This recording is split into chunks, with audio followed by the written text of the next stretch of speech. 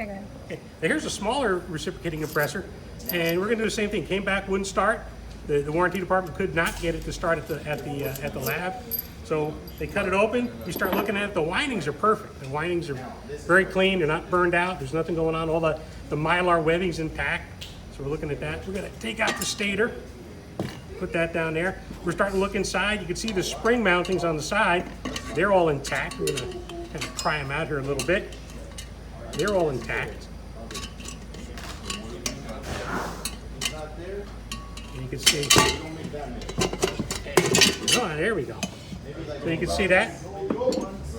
That's all intact. Everything's good to go.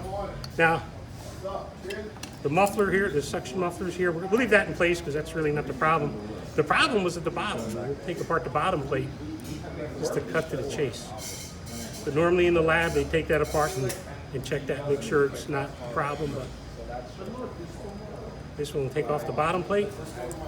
And there's no piston in this one. That's been disconnected already. Take this out. And this is a shaft that the piston runs out. And again, we're looking for scorings or markings or any kind of warpage or anything like that. This is fine.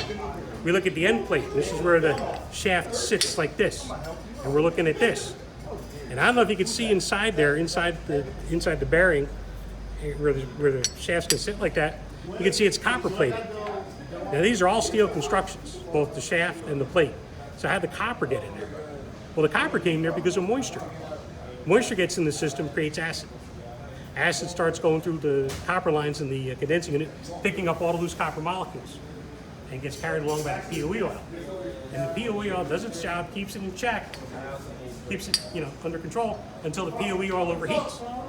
And then when the POE oil overheats, whatever contamination it's carrying, it's going to deposit right there on the hottest surface it can find, and just enough to keep this from spinning freely. So the moral of this story, or the reason for this failure, is moisture. Tech didn't pull a proper vacuum and probably didn't replace that $15, $20 filter dryer. So that's what killed this compressor.